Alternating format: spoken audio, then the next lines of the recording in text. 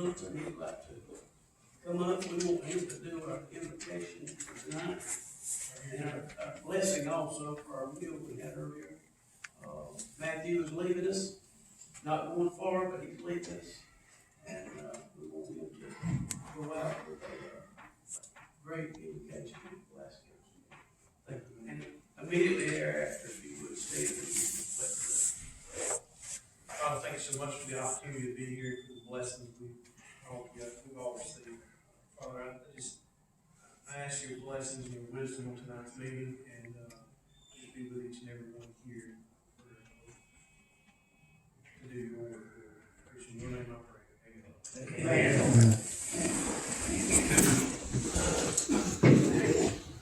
Allegiance to the flag of the United States of America and to the republic for which it stands, one nation, under God, indivisible, with liberty and justice for all.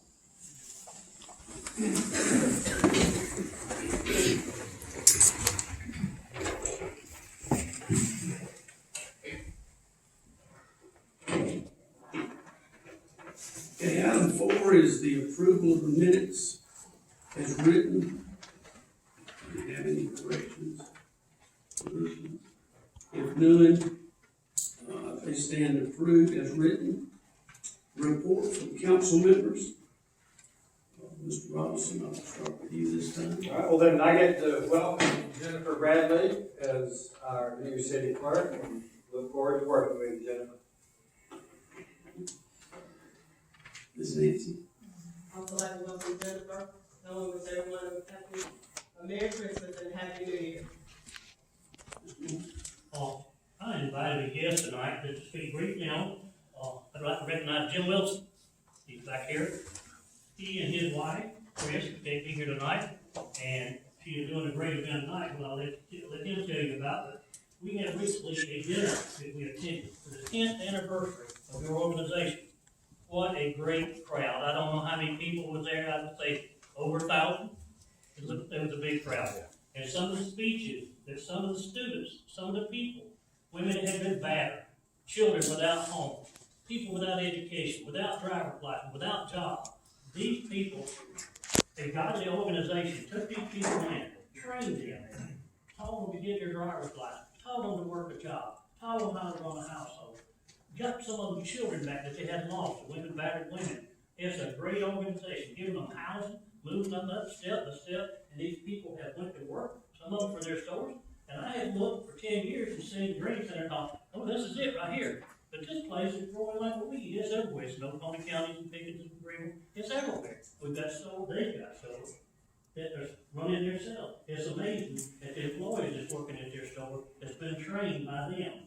It is such a great organization. It brings tears to your eyes to hear some of those stories of those men and women that told their stories and how they have conquered their problems and they're carrying on a normal life as a citizen of our county now.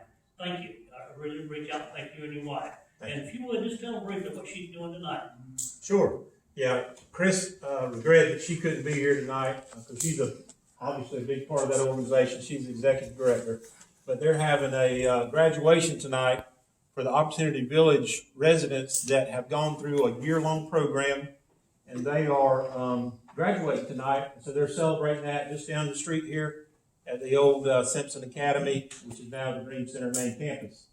And I just want to take just a few brief moments to publicly thank the council and the government here, the building officials. Tommy Holcomb has been a huge asset to our organization, helping us through all the code compliance issues that go along with housing people and building 23 tiny houses with volunteer labor.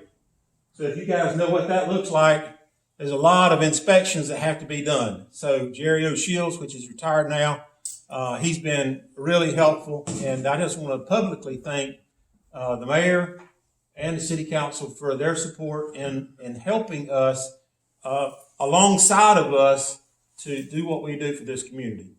Thank you. Thank you for being here.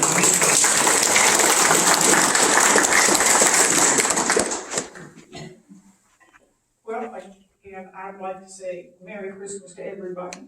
and I have been so pleased to be able to go to one of the best parades we've had in years. The streets were filled with happy faces. We've had our appreciation. I'm Timothy Fern.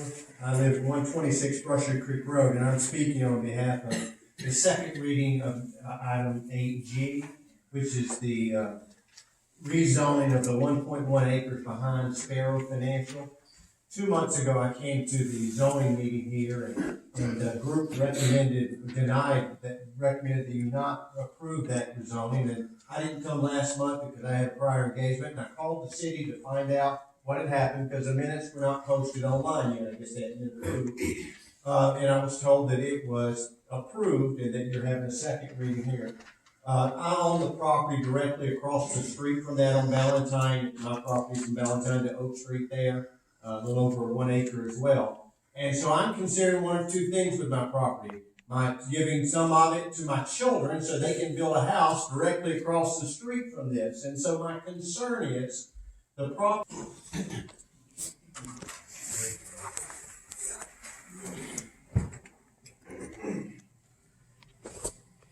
Hey folks, thanks for having me again.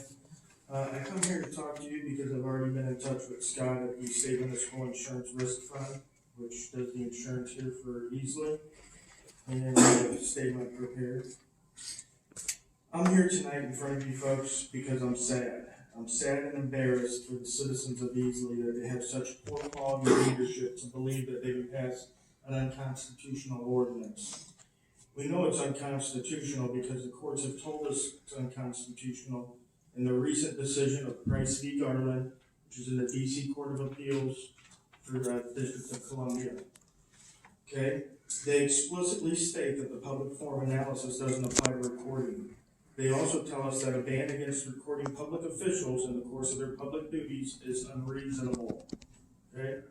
It goes against any legal thinking on the subject of the right to free press, the constitutional intent of which is to watch over our government officials and bring that information to disseminate it to the public. The ordinance then goes on to say that if asked to leave and you don't, you'll be trespassed, which makes absolutely no sense, as the state case Hannibal versus State says that the trespassing statute does not apply to public property in South Carolina. I'm up here simply as a courtesy to you folks because it's not a if you will comply, but when you will comply. Because make no mistake, you will comply with the law, just like every municipality before you and every municipality after you. Okay? Thank you.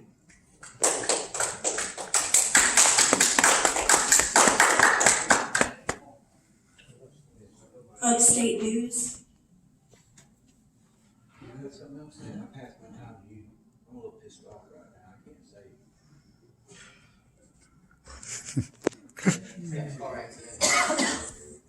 I don't have nothing prepared to say instead of this young man, but I will let it know that if the ordinance does pass tonight, I'm only in town for a couple of days, but before I leave, there will be a notice of intent to sue dropped on the city here, okay? And you can look forward to about 10 more of them within a 3-month time period. And I'll be happy to instruct other people how to file a pro se indigent lawsuit. So even the poorest of the poor can sue easily and get a little bit of money. If you guys want to give out free money for Christmas, we're all for it. Thank you.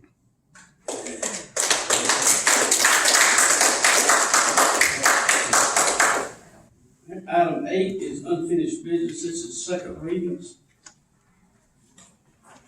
A is ordinance number 2022-28 to annex 1.58 acres of real property located on Bakersfield Highway at Glenwood Road. Do I hear a motion? Motion raised, second. Second. Okay. Any questions about that? I'll turn it over to Mr. Hawkins. Mayor, the zoning is gonna be R10, located at Bakersfield Highway, 1.58 acres, as you said. It was approved by the planning commission, and council approved last month, first reading, for the second reading tonight.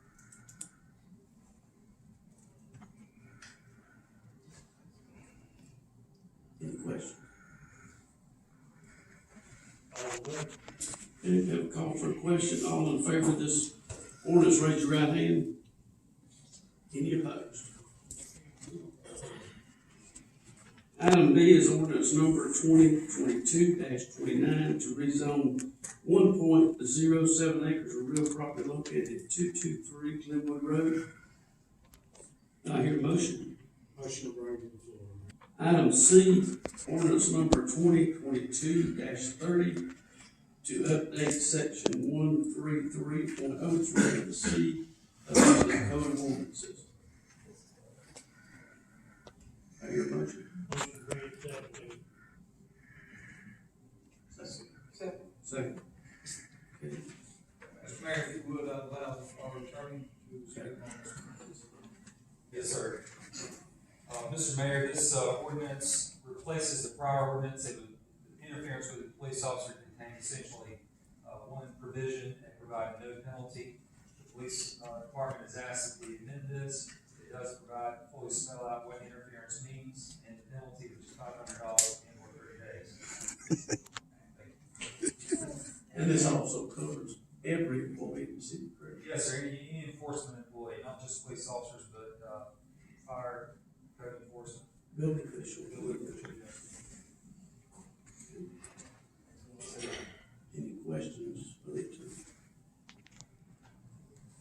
Call for the question. All in favor of this ordinance, raise your right hand. Any opposed?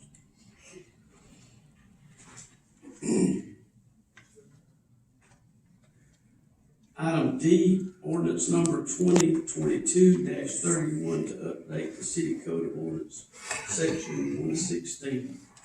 This is regarding garage sales. Do I hear a motion? Yes, sir, motion. Motion, Second. second. Okay. Mr. Mayor, we've been talking about this for several months now. Come to you last month for the first reading and it was approved. This would do away with the $3 permit that citizens that have to come to City Hall and call and get it, during the week, have a yard sale on Saturday. The ordinance will stay in place with the exception of the $3 fee and permit. So all we're doing is doing away with the fee and the permit. There'll still be a limit on how many you can have, so if the neighbor calls and says the next door neighbor's gonna have 7, we can look into it. And then we did put a fine that we stay away from the ordinance. So, it's to help the citizens out. There's no need in having to come to City Hall and get a $3 permit to have a yard sale. Looking for second reading tonight.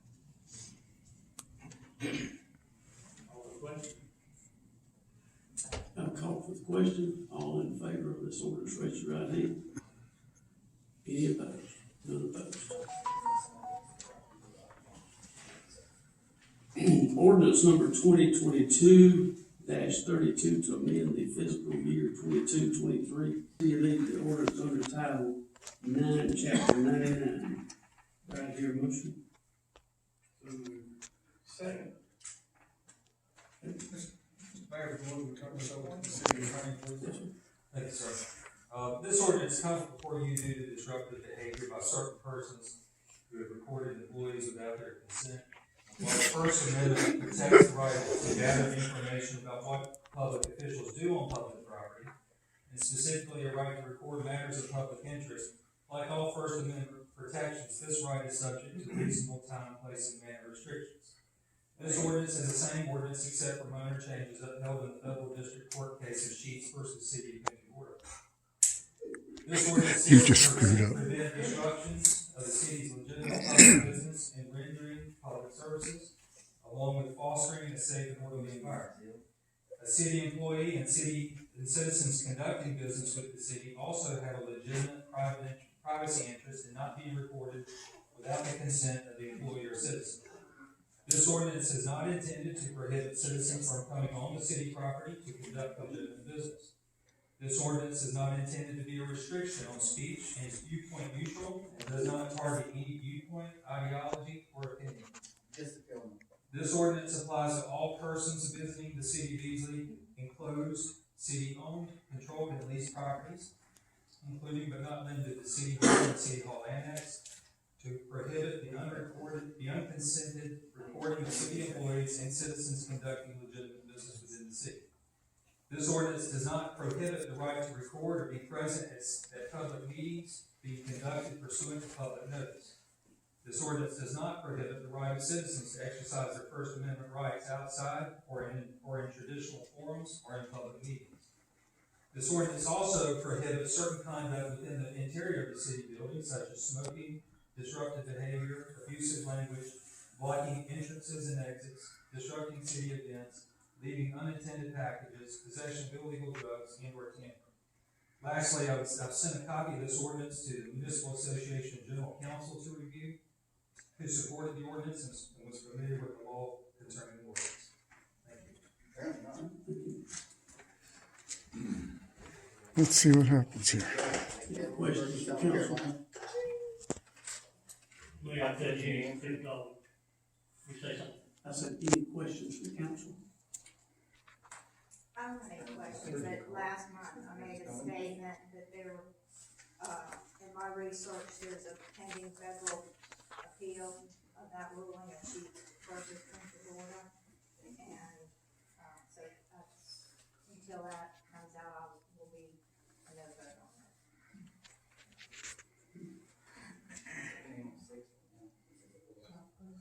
Call for a question. All in favor of this ordinance, raise your right hand. Free money. Thank you. Free money. If I have to call you now one more time, the police will ask you to leave. You're disrupting our meeting. Thank you. Thank you. That was the first time. Yeah, I don't know. But he's gonna get attended to the suit later, so I ain't going back. Red shirt, green jacket. I'll leave. I got it on camera, don't worry. Oh, no, my lawyer's watching, he's gonna have a field day with this. Violation of free speech. Yes, it was, a violation of free speech. Item G, ordinance number 2022-34 to rezone 1.1 acres of real property located at Valentine Street and Brushy Creek Road from GC to GR2. Is that correct? Motion to bring it to the floor. Second. Yes, sir. The, ordinance was reviewed by the planning commission, and I voted against, one vote for, one against. The council heard it last month, voted in favor of the rezoning, and, we come to you tonight for the second reading. Mario, do you want to explain this one again? What happened, it was zoned, probably it began with GI2. And it was rezoned GC, because it was backing up to the Publix area. So we decided to bring that up to GC for there. For some reason, the credit union was cut out of that and was zoned to OI. So we had this peninsula of GC behind the OI area, all surrounded by GI2 on the other sides. So the developer came in and asked that to be a GI2 zone. We reviewed it and felt it was the best use for it. The planning commission was in the middle of debate, and they thought it could go to a FRD, which is a flexible review. A flexible review gives them a certain amount of units that they can ask for, whether it be 4, 5, 6. They would ask for that unit and set up a little plan to show what it looks like. However, in this case, my fault, the site was less than 2 acres, which is the minimum size for a FRD. I explained that in an email to Tommy before the last meeting. I said that there was a misunderstanding there, and that it should probably go, it should go GI2, so they could do a townhome development. Again, as Mr. Turner, I just said, it's not, the only reason they were apprehensive about it was the maximum density is 14 units per acre. But due to the size of the lot, and the constraints that Mr. Turner mentioned, it probably wouldn't get, it couldn't get that many to begin with. Now, could it get between 4 and 5? Probably. So that's why I went back to GR2. And that's what the request was for, GR2. Any questions? Well, one thing I was gonna bring up is that if you look in the zoning ordinance and you look at general commercial, which is the GC, and you look at uses permitted, anything that is, less intense under GC is allowed. And I think that since all of the surrounding properties are GR2, I think that it is acceptable by the ordinance. And for that reason, I'll be voting for it. One of the reasons why they want to leave GC is because that'll leave the opportunity to be more GC in the area. Opportunity, which is what he wants, but